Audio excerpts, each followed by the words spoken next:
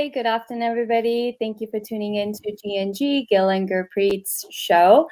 Today we have a special guest, Tracy, who is Gil's friend. And thank you, Gil, for bringing Tracy onto our show today to talk about dumping tasks on HR. So this is a great topic. I've been there many times, and I'm pretty sure a lot of HR professionals can relate to this. So what we're going to talk about today is how many times have managers, leaders, supervisors, or any other individuals in the company have dumped tasks onto HR that they should be actually doing. So welcome, Tracy, to our show. Thank you. Thanks for having me. Do you want to give a little intro of who you are, what's your background, what do you do?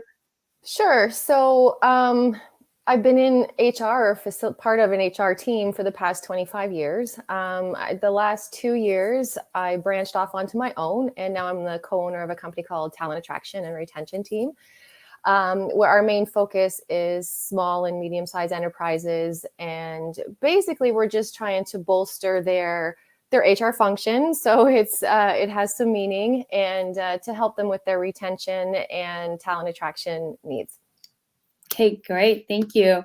So let's get right into the topic because we only have 30 minutes.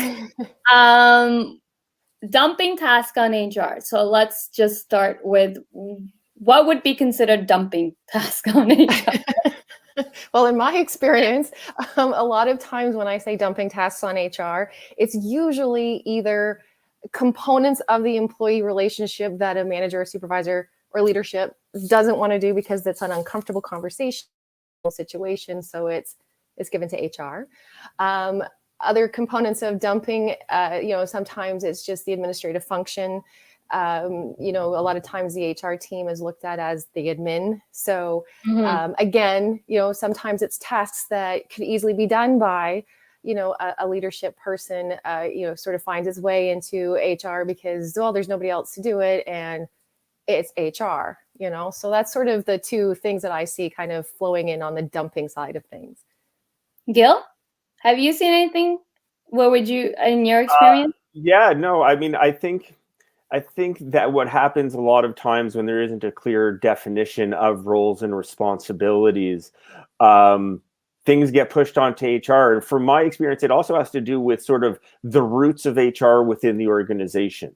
Why and when did HR get put into place?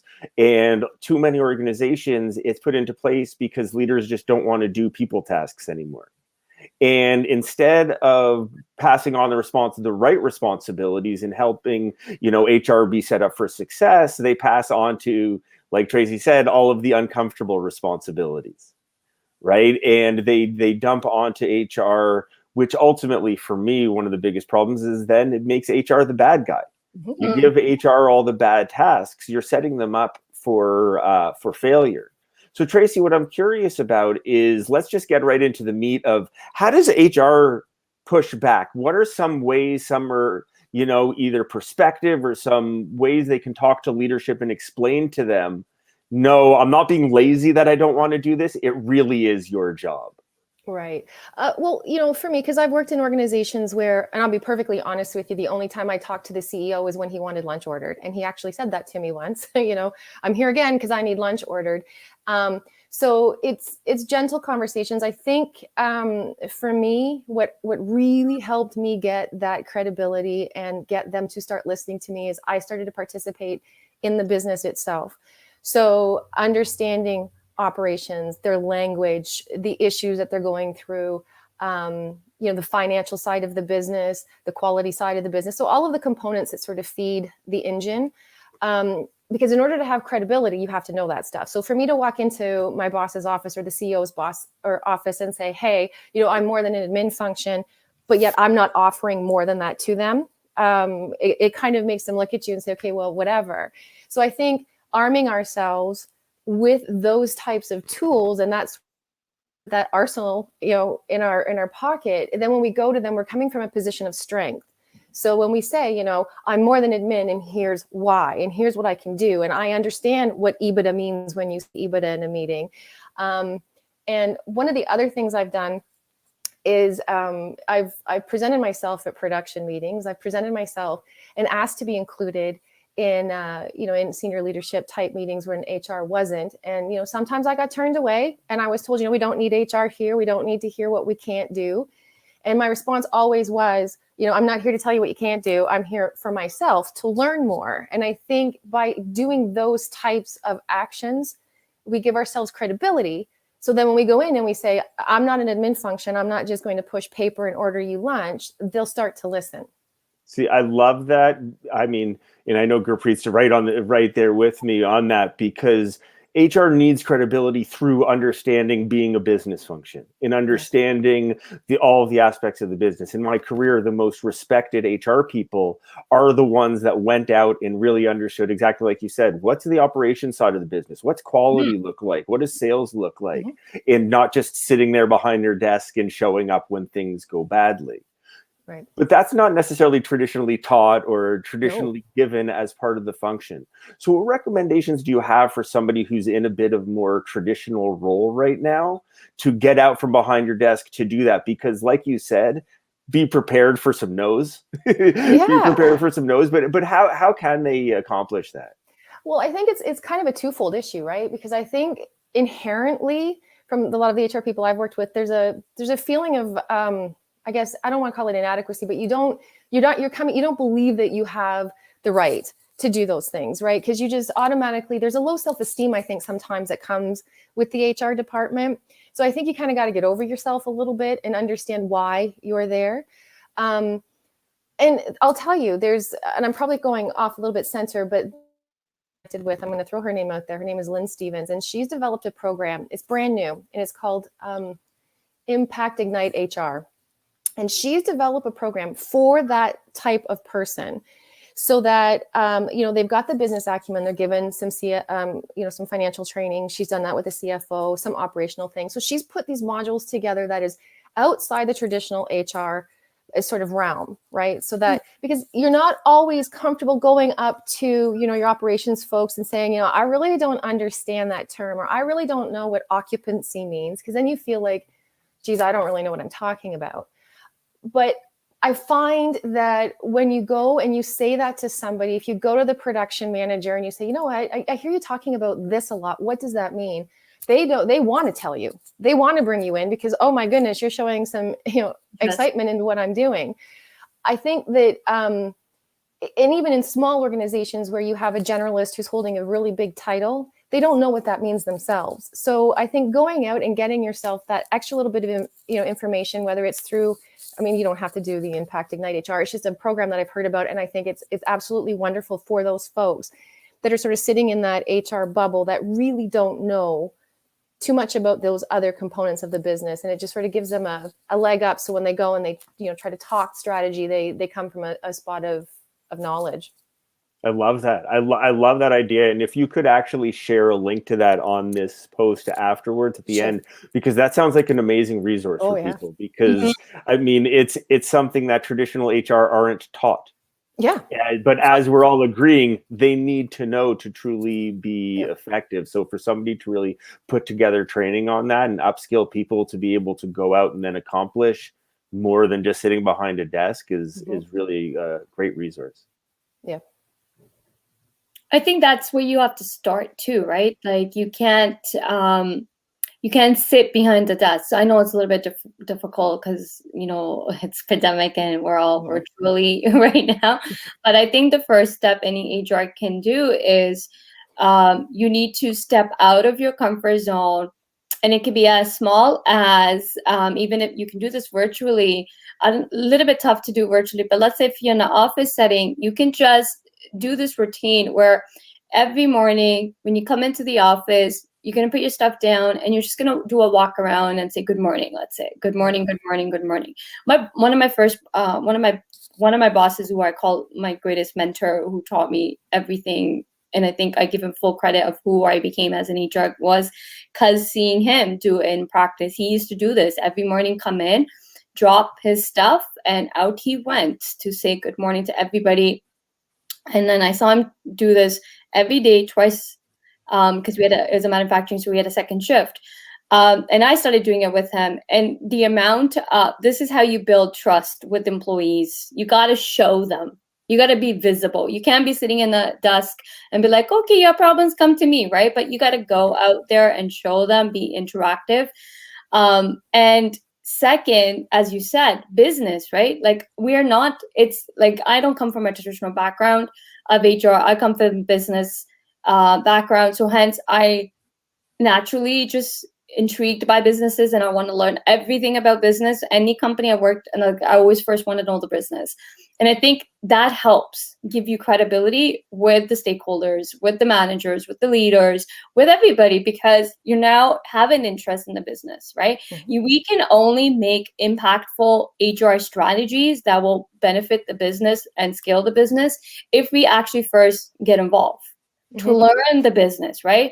Once you learn the business, you then automatically will get invited to come sit at the meetings. Like that's how I've been doing it. And I'm like, oh, come to the meeting, right? And then in the meeting, as you said, when the individual said, well, we don't want someone telling us what we can't do, right? And I seen this happen to few HR where they kind of go into policing mode.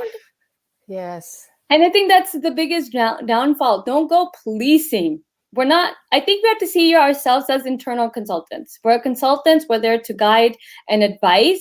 But I've seen this happen to another HR who I was replacing, and she was policing all the time saying, you can't do this, you can't do this, you can't do this. And just like kids, if we keep telling a kid, no, no, no, no, no, what's going to happen to the child, right? Right. It's the same method if you do it with your peers or managers, like, no, you can't do this, no, no, no. They don't want you there. But if you go in and be a solution to the problems, hey, what about this? Just participate, shoot some ideas. I even told salespeople, hey, why don't we do this? Or marketing department one time. Being young, I was into social media. I'm like, hey, why doesn't company have a Facebook page or a LinkedIn page? How about we do this? We do this. Just showing an initiative, I think can help you come out of that not being seen as the HR is just bad news. Absolutely. Yeah. Tracy, I want to ask you something because we were talking before about, HR enablement, right? Training people. And one of the things from my experience, and I'd love to hear your perspective on it, but one of the things that I found that one of the reasons and causes for dumping tasks on HR is that managers and leaders lack enablement, that they don't have the skills, knowledge, training, experience to be able to do these things effectively. One example I'll use is that one of the things that gets dumped on HR is blaming HR for bad hires. When the reality is it's the hiring manager who's making the hires. HR or recruitment is bringing people in, but ultimately, when done correctly, the hiring manager is ultimately making the decision. But if a hiring manager doesn't know how to run an effective interview, if they're relying entirely on bias instead of, good decision making, good data, their people don't work out, their hires don't work out, and they often get blamed. They blame HR for it. Why didn't you give me good candidates? So I'd love your take on that, of the role of enablement, manager enablement in this whole topic of dumping. No, for sure. And I think that's part of the reason, exactly what you just said, right? Because they're passing information or passing, duties over because they're not comfortable or they don't know how to do it themselves. And I find a lot of times, or a lot of the companies I've worked with, people kind of come up through the ranks, whether it's because they've just been there because of tenure, they've been there because they're just a really good, machine operator. I don't know. And then where companies fall down is they're not equipping these managers with all of those soft skills and all of that, things that make up a good leader. And part of that is, that the HR side, because HR belongs to everybody. It's not just my function, it's everybody's function. So, if we're not going to invest in training to teach them how to interview, and we're not going to teach them how to manage difficult conversations or how to engage in conflicts so that it's, and at the end, and we're not going to make ourselves available even as HR people to coach and influence in those situations, then we're inviting those tasks, right? I've had lots of companies that I've worked with, and the hiring managers, they don't want to hire, they don't want to be involved in it, but they want us to bring them the best person possible, but they don't want to be a part of that whole series of touch points that you go through with a candidate. And I've been lucky because I have a very strong personality, and I was, whoa, if you're going to come and critique, then you're going to come and do as well. I never was rude about it, but you're gonna share part of this and be empowered to make those decisions yourself, and then begin a collaborative sort of a relationship rather than a finger pointing relationship. But I think organizations when they bring leaderships into the fold, whether it's internally or externally, the failure of not having the proper sort of mentoring and training in those sort of softer skills will create issues, not just from HR, but from the employees too, because now they've got this person managing them who doesn't really have those people skills necessarily. I am curious because what you talked about people getting promoted into leadership positions because they've been around the longest or they're the best machinist or whatever it is. I'm genuinely curious what percentage of organizational problems stem purely from that issue alone. From the fact that we take people who aren't necessarily suited to be leaders, not necessarily, have interest or should be managers, and then just promoting them into that position. And I read a survey a while back that 58% of people in management positions were never given any sort of training on that topic. So we put people in positions who aren't necessarily a good fit to begin with, and then we don't enable them to do well at a job that ultimately then their impact scales beyond just their own results. Yeah. It's amazing. In fact, it's funny because I was working with somebody there a couple of weeks ago, and I was really, really proud of this plant manager because his next in line, so in a succession plan that would be next in line for him, he did his review, and that's a different topic, but anyways, he did his review, and the next step is for him to plant manager role. And this employee was like, I'm kind of happy where I'm at. I don't really need to take that next step. And this person listened, and they're like, I think you could do it, but you're not ready. You're not yourself ready. So let's move forward in that. Let's try something different. And I think if we listen to people more in those, types of conversations, we wouldn't be putting people where they shouldn't be. Just because that's the next step for him doesn't mean it should be the next step for him, It's interesting because I do find that that's absolutely one scenario, and I find leadership often miss the point that they're employees that are just happy where they are. Yeah. They're just content. They're not looking for extra work. I mean, there are some scenarios where if you go from hourly work to salaried work, you're actually working more hours for less pay or anything like that. But then there's the other side to it. I also find is that we as a society, as a corporate culture, present the only way to go is up through the corporate ladder. And the only way up through the corporate ladder is becoming a manager and sort of forcing people to think, oh, if I want to make more money, somebody who is on the ambitious side, but is really good at their role, they're taught the only way up is by becoming a manager, and they end up in positions where it doesn't serve anyone. Right. Absolutely. So what are some of the more egregious ones you've heard? Some of the worst things you've seen being dumped on HR? Oh, well, I think the one that always irritated me the most was, the order lunch for us. that always got me kind of here. I mean, I'm a team player, but I'm not, I'm not the lunch person either. I've had so much, over the years, and it's always been like the menial things, that you're the payroll person and you're just doing time and attendance, things like terminations. Yeah, it was always, HR is making me do it. It's not my fault. HR is this, HR is that. Employees just absolutely disliking the department to the point where, you come out and they'd be like, oh, this is the no police. I used to actually, one company I worked at, they called us the human remains because that's where everybody went to get fired. And that was, I remember walking into that. Hurt. It was horrible. And I remember walking into that organization and I didn't like that. And I'm like, why? Like, why is that okay? Yeah. But it was just so, but it was a legacy of people who had allowed those types of things to happen. And to what Gurpreet had said, would sit in the office and would just execute what leadership said with very little input, because I think they came from the personnel days. So it was just a basically a placeholder. I've also been called and been treated as, you're just a cost center and, nothing really good comes out of HR. So why would we invest in HR? A lot of uphill battles, just trying to get somebody to listen. But I think the thought process that all HR is there to do is to sort of order lunch and organize, the Christmas party. It's the only time people really want to talk to you. I've had that over my career, and it's hurtful. Order takers, order taker. As order takers, like we're the order takers. Lunch one that kills me. Yeah, can you order lunch? I'm like, am I your secretary? Oh, yeah.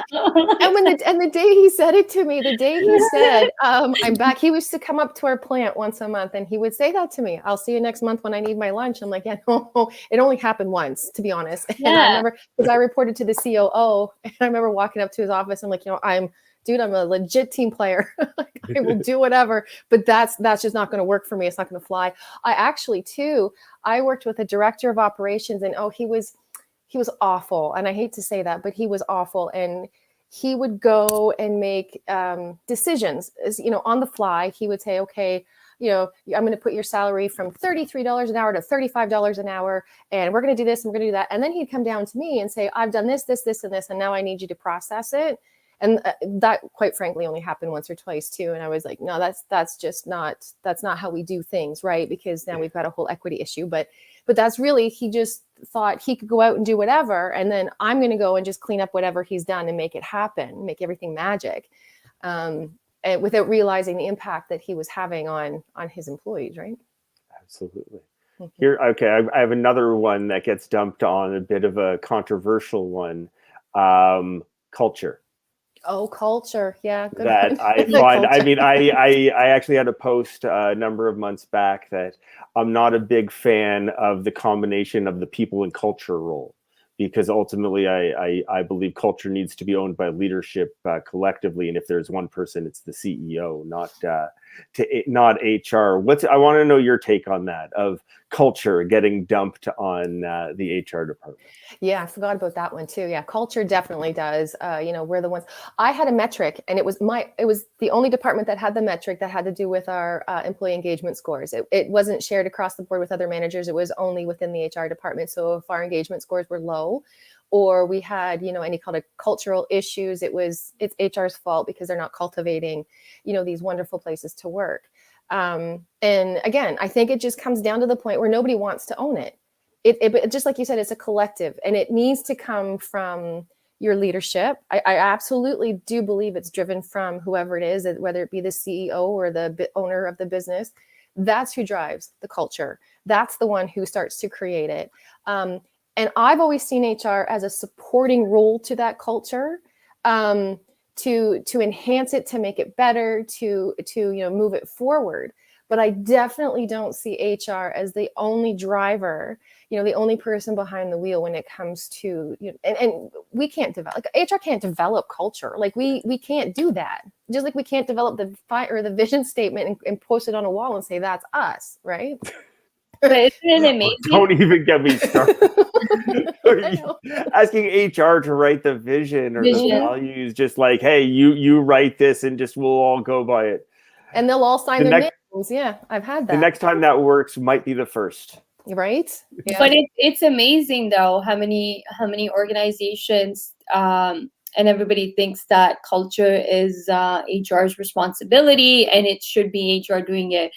And a lot of people don't understand that culture is everyone's responsibility, because culture isn't just a thing you take and you just pass it on and say, here's our culture, right? The culture stems from people, we as human beings. And how can culture be developed by HR? Because HR could be one person in the company.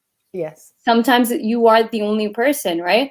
But culture is something that needs to be embedded from top down, as Gil said, right? It starts with the leaders. I always say, walk the talk. Walk the talk. Like I had a CEO that just wanted to roll in jeans all the time. Company policy was professional dress. And I'm like, hey, I see you in jeans all the time. What is that your dress code? He's like, no. I'll go, but if that's what you want, then change the policy, right? Like, why is the policy saying to everybody, you know, like, I think a lot of times, you know what happens, and I've seen this working with smaller or medium-sized organization, is a lot of people just copy paste. Oh yeah. Download policies, download, you know, and the you can download anything these days, and you can find the mission statement, vision statements, and people just copy paste it. And it's like, okay, fine, to give you a guideline, great, but you got to look at internally, what is your culture? And if it's, hey, I want to roll into jeans, you're a CEO. If you want to, like, it's his company.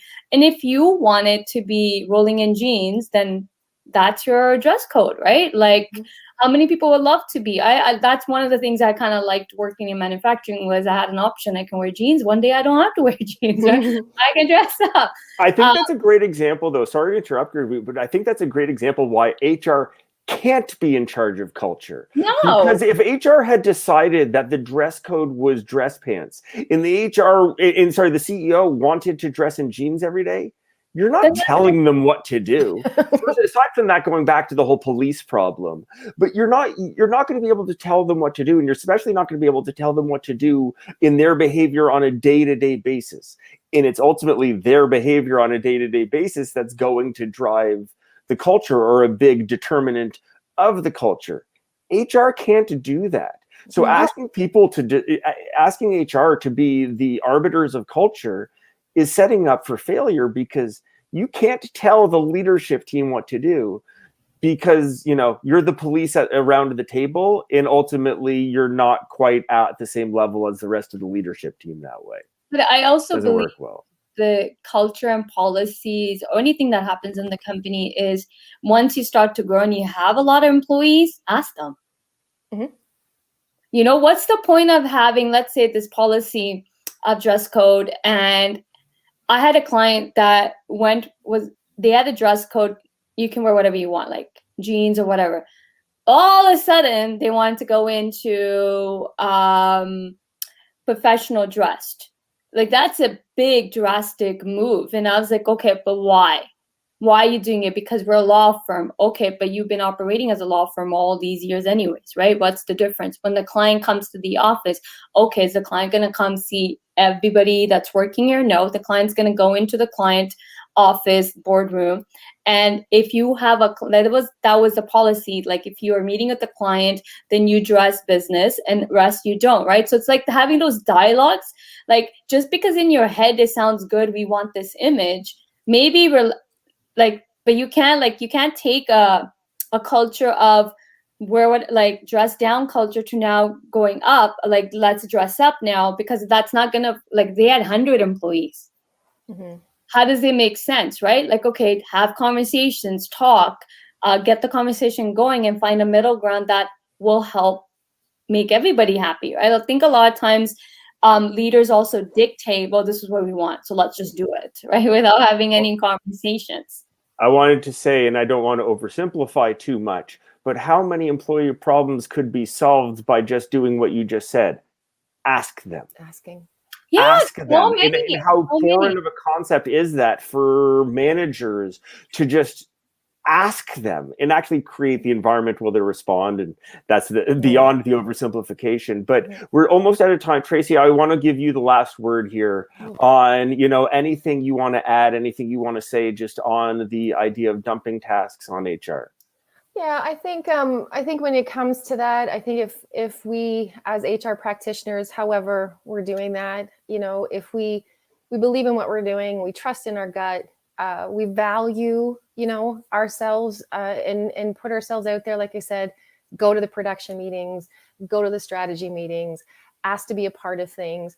And the last thing I want people to do is, you know, sort of sit back, like we said earlier, in your office and bellyache about the fact that you're not being included. And yes, I absolutely agree that, you know, leadership sort of can sometimes set the tone for, you know, how HR is going to be received within an organization. But I also think that there's some responsibility on the HR person to break those barriers down and become more of a value add and less of a, you know, sort of, I'm going to sit in my office and bellyache about the fact that I'm not being taken seriously. So I think we have to take some of those responsibilities on ourselves and get out and learn what we don't know and become valuable members and not just, you know, paper pushers and lunch orders, you know. Love that. I love your advice, because it's really about taking accountability, not just, Yeah. blaming others for the situation we're in. Mhm. So as we're out of time, I just want to leave people with, how can people get in touch with you?